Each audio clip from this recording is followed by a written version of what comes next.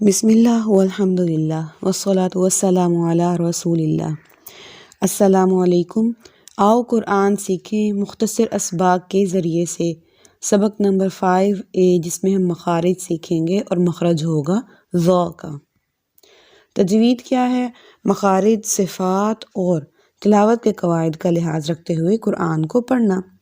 مخارج 5 ہیں جیسا کہ ہم نے پڑھا، جس میں سے دوسرا مخرج ہے زبان کا، اور زبان کی نوک سے 12 حروف ادا ہوتے ہیں۔ سا اور ذا ہم پڑھ چکے ہیں پہلے سبق میں، اور آج ہم پڑھیں گے ظ۔ مخرج کیا ہے؟ بالکل سا اور ذال کی طرح کے زبان کی نوک اوپر والے دانتوں کے کنارے سے لگائیں گے۔ اب ذا اور سا بھی زبان کی نوک اور دانتوں کے کنارے سے ادا ہوتے ہیں، اور ظ بھی، لیکن پھر ان دونوں میں فرق کیا ہوا؟ فرق یہ ہے کہ ذا اور سا باریک پڑھے جاتے ہیں جبکہ ظ موٹا پڑھا جاتا ہے۔ اور ایک بات ذہن نشین کر لیجئے کہ عربی زبان میں کسی بھی حرف کو موٹا کرنے کے لیے ہونٹوں کو گول نہیں کرتے۔ ہونٹوں کو گول نہیں کرتے، یاد رکھیں۔ کسی بھی حرف کو موٹا کرنے کے لیے زبان کو جڑ والی سائڈ سے اوپر کی طرف اٹھاتے ہیں، کیونکہ اگر دونوں ہونٹوں کو گول کر کے حرف کو موٹا کریں گے تو بظاہر تو یوں محسوس ہوگا کہ ہم نے حرف کو موٹا کر لیا ہے، لیکن اصل میں وہ موٹا ہونے والا حرف بگڑ جاتا ہے، اور اس حرف میں واو کی آواز شامل ہو جاتی ہے، کیونکہ صرف اور صرف واو ایسا حرف ہے جو دونوں ہونٹوں کو گول کر کے ادا ہوتا ہے۔ لہٰذا عربی زبان میں کسی بھی حرف کو موٹا کرنے کے لیے ہرگز بھی ہونٹ گول نہیں کرنے۔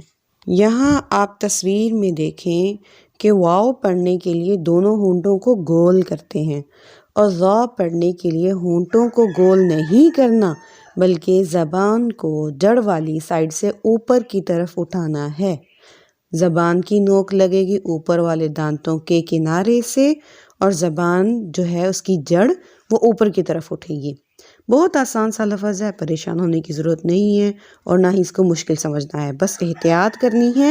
اور احتیاط کیا کرنی ہے کہ سا اور ذا یہ جو ہے نا، یہ دونوں لفظ یہ باریک پڑھے جاتے ہیں اور ظ موٹا پڑھا جاتا ہے، حالانکہ نکلتے تینوں ایک ہی جگہ سے ہے۔ زبان کی نوک کو تھوڑا سا باہر نکالنا ہے، بہت زیادہ باہر نہیں نکالنا، اس طرح یہ برا لگے گا۔ اور ظ پڑھتے ہوئے ہونٹوں کو گول نہیں کرنا، یہ بات یاد رکھیں۔ حرف کو موٹا کرنے کے لیے عربی زبان میں ہونٹوں کو گول نہیں کرنا۔ حرف پڑھتے ہوئے اگر ہم ہونٹوں کو گول کریں گے تو وہ واو کا مخرج ہوگا، وہ حرف موٹا نہیں ہوگا۔ اب دیکھیں، اگر ہم ظ پڑھتے ہوئے ہونٹوں کو گول کریں گے تو وہ ذوا بن جائے گا، یعنی کہ تو ظ میں ظ، پھر واو اور آگے الف، مطلب زوا نہیں پڑھنا، ظ پڑھنا ہے، ٹھیک ہے۔